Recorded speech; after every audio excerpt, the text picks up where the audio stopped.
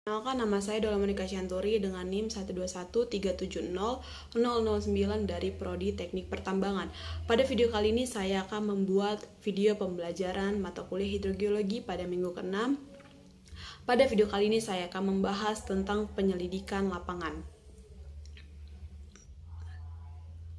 Penyelidikan lapangan dalam hidrogeologi tambang meliputi beberapa tahap penting, yaitu yang pertama adalah studi literatur, yang kedua adalah kunjungan lapangan, yang ketiga adalah survei lubang sumur, yang keempat survei geofisika, yang kelima investigasi pengeboran, yang keenam penilaian sumber air tanah. Mari kita bahas satu persatu. Yang pertama adalah studi literatur. Tahap pertama adalah studi ini di mana pada tahap ini kita akan perlu menjawab beberapa pertanyaan mendasar, seperti berapa debit air yang diperlukan. Kedua, kriteria kualitas seperti apa yang akan diinginkan. Yang ketiga, berapa jumlah sumber bor yang diperlukan. Yang keempat, seberapa akurat informasi hidrogeologi yang ada. Bagaimana mengisi kekosongan data dengan penyelidikan lapangan. Bagaimana kondisi sosial ekonomi dan lingkungan tempat yang akan dibangun sumur bor. Jawaban atas pertanyaan-pertanyaan ini akan menjadi dasar untuk tahap-tahap selanjutnya. Yang kedua adalah kunjungan lapangan. Kunjungan lapangan ini memiliki tujuan antara lain. Yang pertama adalah meningkatkan pemahaman tentang kondisi hidrogeologi. Yang kedua, berdiskusi dengan penduduk lokal tentang kondisi sumber bor yang ada. Yang ketiga, merancang metode dugaan yang akan dilaksanakan menduga sumber pencemaran yang mungkin timbul. Yang keempat adalah mengidentifikasi dan merancang posisi sumur bor yang akan dibangun. Penting juga untuk mempertimbangkan aspek keamanan dari gangguan sosial ekonomi masyarakat setempat. Selanjutnya ada survei lubang sumur. Kita perlu melakukan pendataan terhadap kondisi masing-masing sumur yang ada.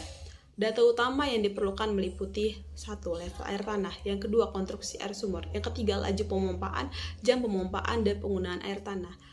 Pendataan yang dilakukan menggunakan GPS untuk mengetahui posisi, koordinat, elevasi permukaan tanah, dan elevasi air tanah. Data ini menjadi database dan berguna untuk pekerja serupa di masa depan. Tahap keempat yaitu survei geofisika. Survei ini menggunakan data dari peta geologi, hidrogeologi, geometrik aquifer, dan kualitas air. Pendekatan yang dilakukan yang pertama adalah mengidentifikasi sifat masalah fisik yang akan diselidiki. Yang kedua, memilih metode geofisika yang tepat. Yang ketiga, merencanakan program penyelidikan survei ini membantu kita memahami kondisi bawah permukaan dengan lebih baik.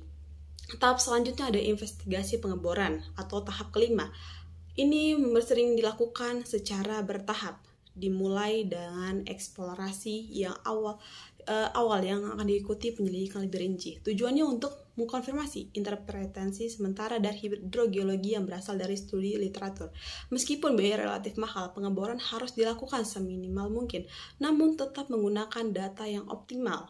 Selanjutnya adalah penilaian sumber air tanah atau yang terakhir. Ini mencakup penilaian kelayakan sumber air tanah yang akan dieksploitasi. Meliputi yang pertama itu ada aspek teknik karakteristik akuifernya, yang kedua kualitas air tanah, yang ketiga aspek lingkungan sekitar dan keamanan lingkungan.